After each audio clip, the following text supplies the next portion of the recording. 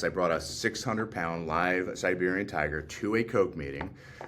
It was probably one of the most magical, impactful moments of my professional career. And they went on to, months later, launch some of the most recognized and awarded campaigns in the history of the company.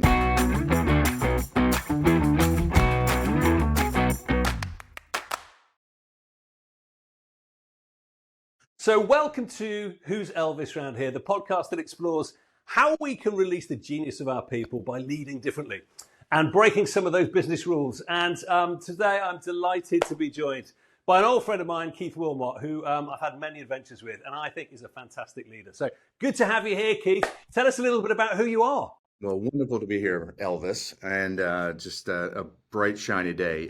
So Chris and I have a long history, and some of it is a little shady that won't be able to be shared on this podcast, but we'll keep it clean and at least PG-13 maybe. So my background, I've had the privilege of working with some amazing companies in my career. Before that, I married my high school sweetheart, Jennifer. And been happily married for 31 years. We've got 4 children. They truly are the most important team I'm going to lead.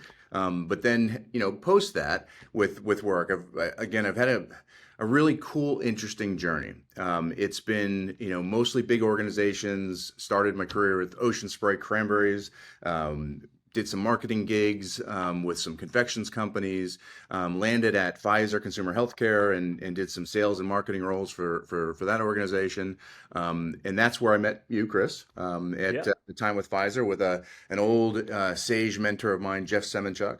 Then I got recruited to Coca-Cola, that small little beverage company based out of Atlanta, and led global innovation for about 8 years, traveled to about 50 countries during that time, and some just epic stories of a lot of Elvis stories in the mix of the time there. Built a internal agency called Igniter there, left that, became a CEO of a couple companies, learned that being a CEO just wasn't my jam. And Sure. and then kind of went back, recreated Igniter as an agency. And one of our top clients was this really cool cruise company called Norwegian Cruise Lines. And my investment in them turned into the CEO saying, we want you here full time, leading all things people. And that's what I'm doing today. And it's an absolute blast. Based here in Miami, just great product, great growth vision, and just a lot of fun days ahead with this great company.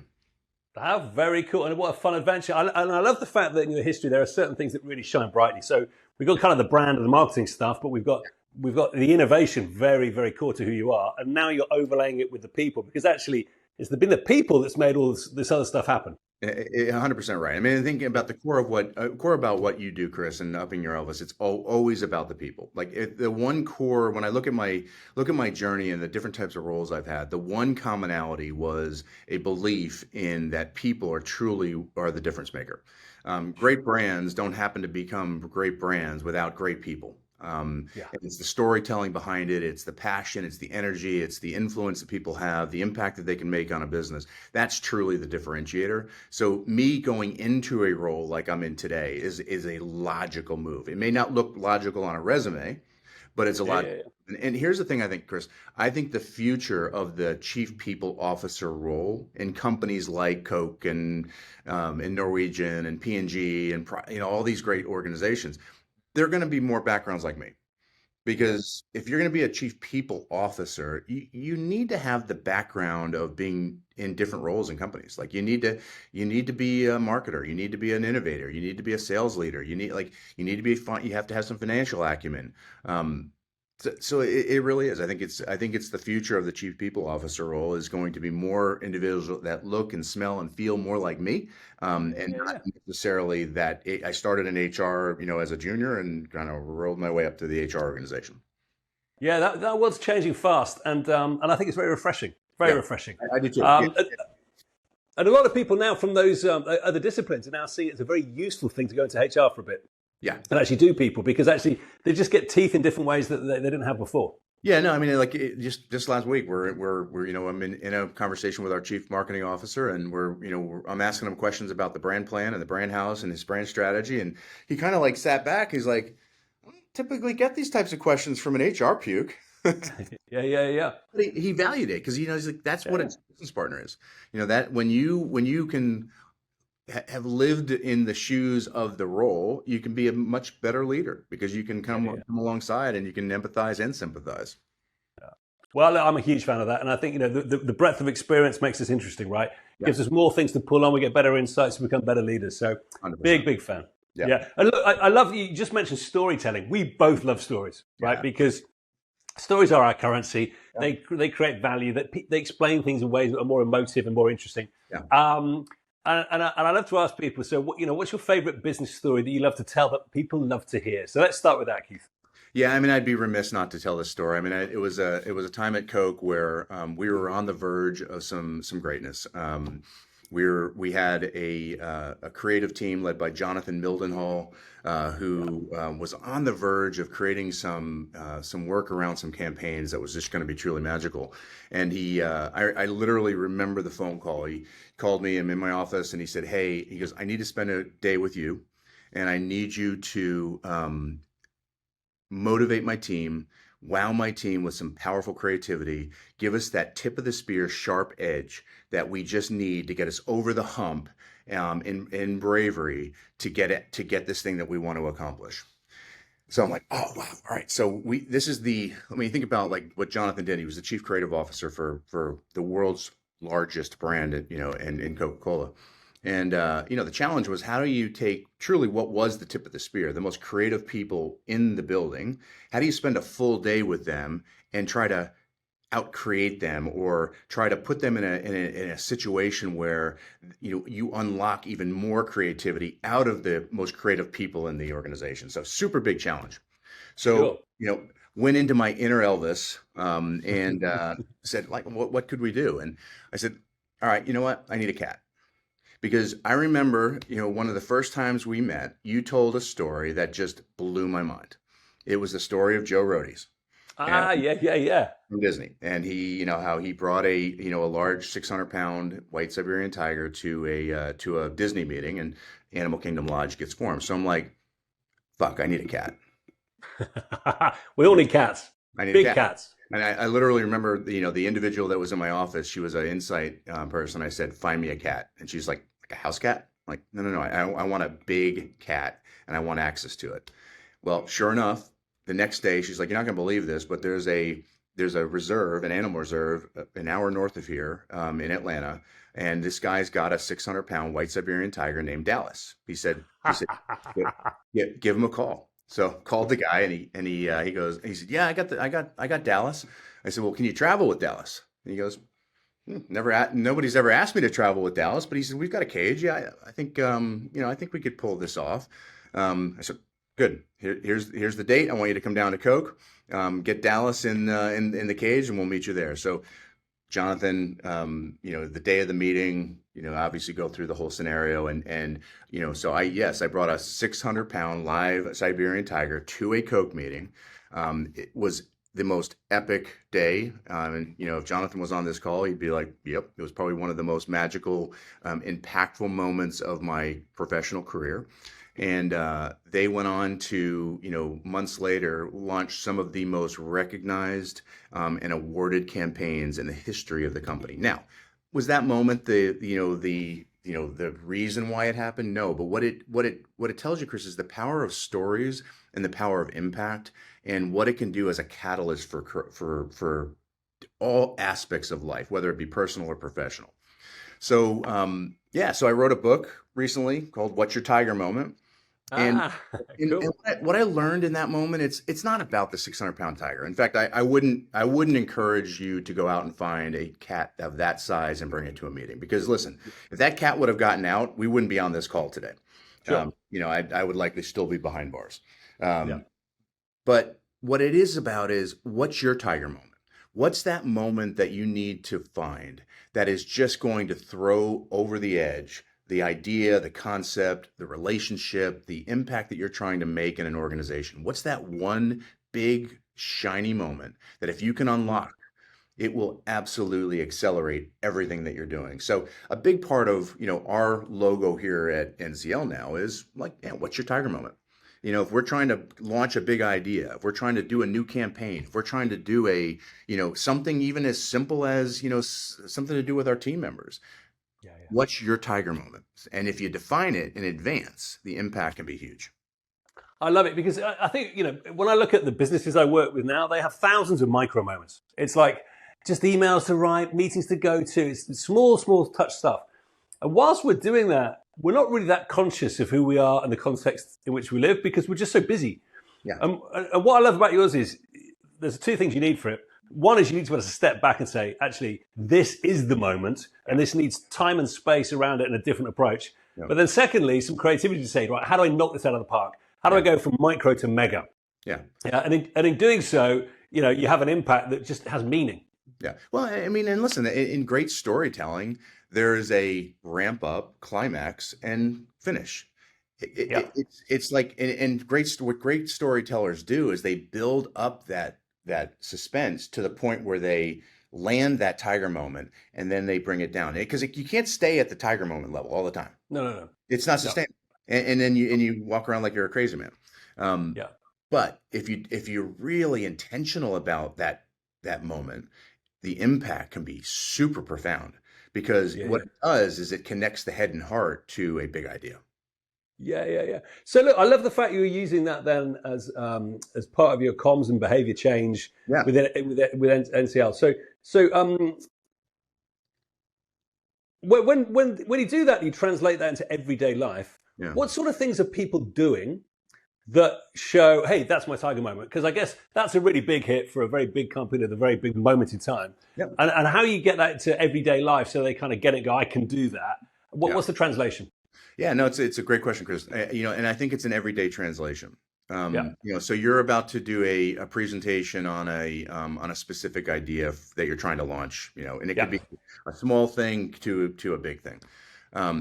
The standard operating procedure in a company like Coca-Cola or Pfizer or Norwegian Cruise Lines is 50 PowerPoint slides, and by the 45th, the audience is pretty much like, go on. Yeah, go on. So what your tiger moment can look like, instead of slides, do we do something else? Sure. Do we create a real experience? Do we have the meeting outside instead of inside?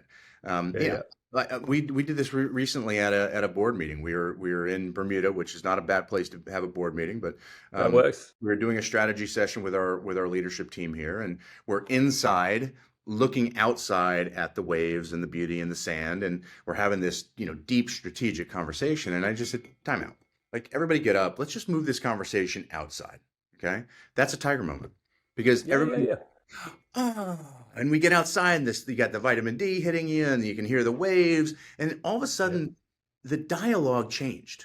Sure. It was very like thinky in our little office, and then we move outside, and it's like, all right, everybody starts to be human, and and the quality of that conversation around the same topic was like night and day, dark and white, dark and light. It's crazy.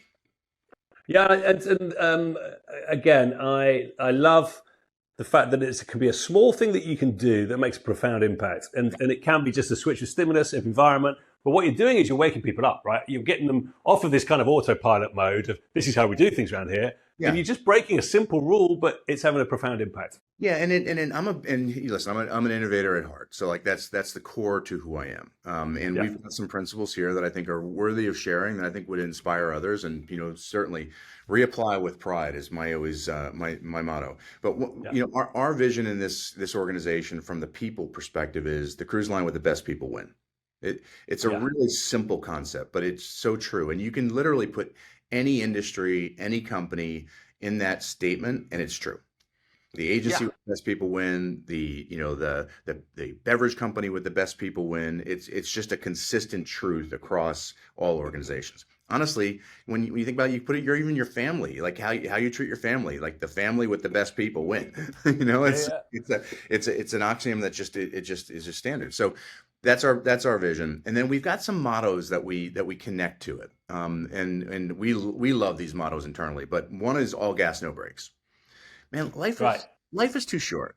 Okay, Yeah, like yeah, yeah. you aren't having a blast, and if you're not bringing passion and energy and and accelerating, whatever you're doing, do something different. Like Yeah, yeah. life's too short not to love life and have a blast at what you're doing. I commute back and forth to Atlanta for this job, and often people will be like, "Oh, yeah, it seems pretty heavy," and I'm like, "No, I love it. I get here and full energy. Like whether I'm sitting on a plane or driving in a car or working from home, there's no difference. Time doesn't change. The Mm. minutes are the same. It's how you spend those minutes and how you invest in the value that you get out of them. So bring that energy to everything you do. All gas, no brakes. I have So zero patience for slowness. yeah, well, you and I both, we both get a bit fidgety when things slow down, as I recall. Yeah. So all gas, no brakes. I love it. There's a risk every time we do that, which Yeah. is a fantastic risk. That sometimes we misjudge a corner and we fly off. Right, that's just the reality of it. Which I So, love. which is great, right? Mhm. So how as a leader do you make it okay to come off the road? Yeah, yeah. You create the autonomy to allow it to happen, and you know what? You celebrate mistakes just like you celebrate wins. Now you learn from them, and you don't make them Sure. twice or three times or four Yeah, times. yeah, yeah. But we don't. In my leadership team, we celebrate. Hey, I took a risk on this. It didn't work. Great. Let's learn from it. Let's move on. What I don't like is a fearness and a stillness that creeps in, and then we don't do things. Sure.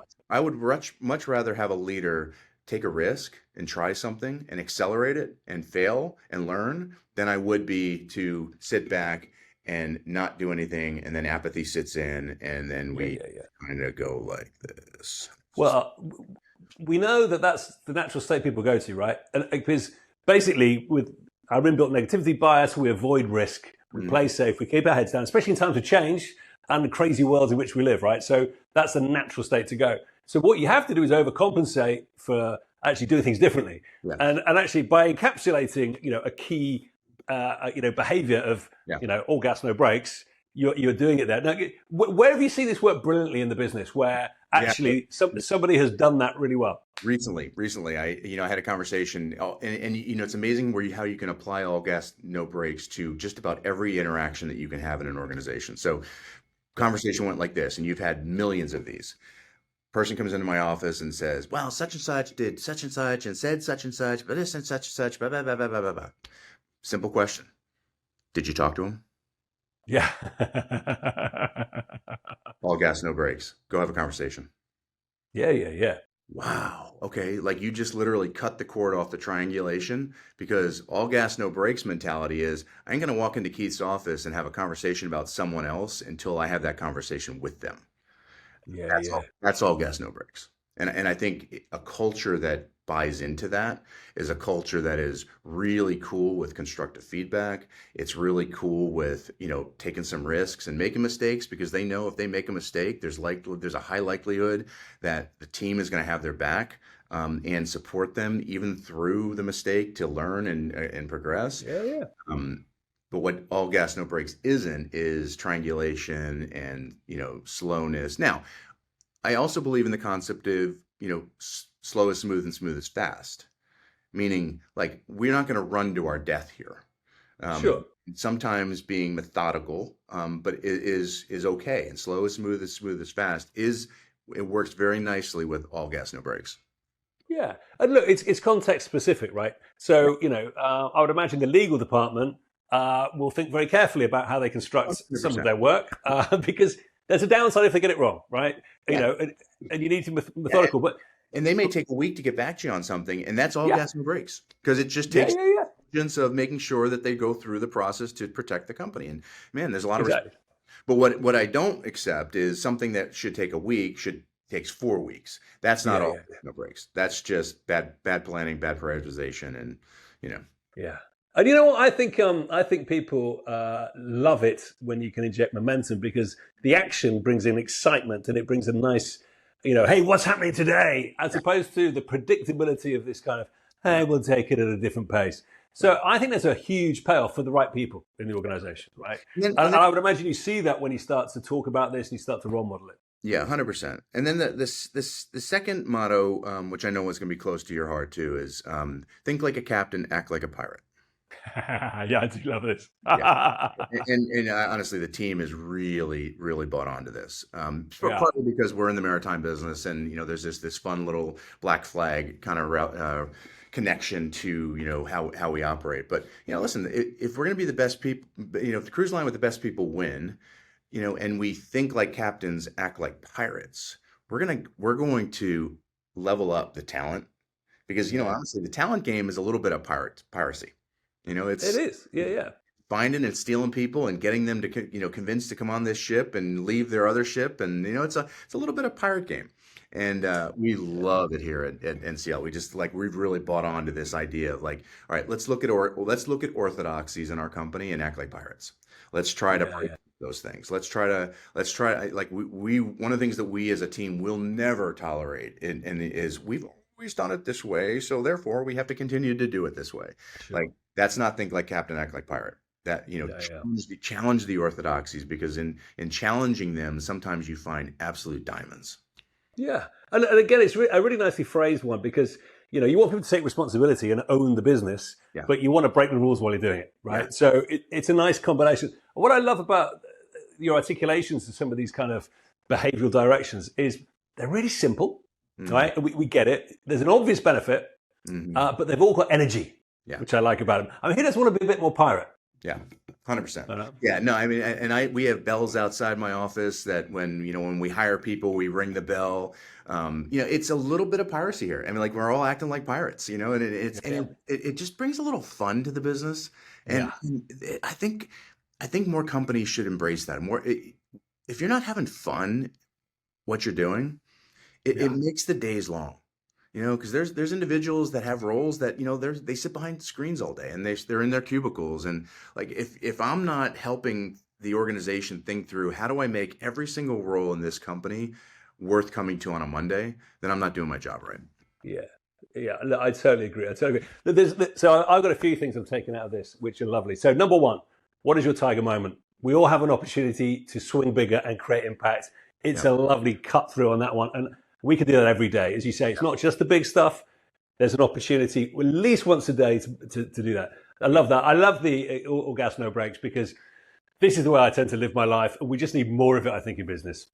So that is a winner. And then the last one of, think like a captain, act like a pirate. Yeah. I think you can have a lot of fun with that. And a few mutinies, no doubt, when you get that one going. And sometimes mutinies are okay. Yeah. Every organization needs them, and so we've got this, and I do think it gets back all the way back to the beginning of our conversation around stories. Yeah, you have that lingos like that, or what we call our mottos like that, help build the story of what we're trying to accomplish here, they kind of become the lexicon of. It's almost like you want people to want to put a tattoo, like all gas, no brakes on their chest. Because people rally around it, and people rally around stories, and they get tired of the business jargon and the acronyms that are used in companies, and it sounds like we're robotic, and this brings it brings a little bit of humanity into it. Yeah, it does. And one of the things that I've always enjoyed about you, Keith, is you don't talk it, you live it, and if there isn't a story there, you create one, and I think that's what leadership should be about. It's like, hey, if we're going in that direction, I'm going to create an example of that everyone go, oh, I get it now. I'm going to follow that because that's fun. Yeah. And it gives energy and it gives value. Yeah. And therefore, there's always some surprises around, right? So that people do turn up with a smile on their face going, what's happening today? Yeah. Yeah. No, and it gets back to one of my favorite quotes in life. It's the poet Maya Angelou. She has this brilliant quote that just states, people will never remember what you did for them. They'll always remember how you made them feel. And Chris, that is you to a T. I mean, I literally can remember the first time we met because of how you made me feel in that moment. I can remember being at Glenella Ridge in North Georgia mountains with a band of gypsies who believe that they could innovate and turn this big Coca-Cola ship in a different direction, and literally drinking so much wine that we I think we drank the last bottle of wine that Glenella had. And to this day, that guy who I'm still in contact with tells the story of us being there. Really? That Yeah. if that is not a testament to Elvis, and it's not a testament to what you're just talking about around storytelling, and the impact that when you make people feel different, they will remember. Oh, they will. Oh, they will. Look, music to my ears, because for me, that's what it's all about. That's what it's all about. And we always have a choice. We can just turn up and do the work, Yep. or we can turn up and we can create that tiger moment that people will grasp onto, because we feel more alive. We feel like there's meaning. We know that today counts. So it's been brilliant talking to you. I'm always a fan of you, the way you show up, the work that you do. And I'm looking forward to seeing what adventures you create next on the high seas. Cannot Thank wait. you, Keith Wilmot. Thank you.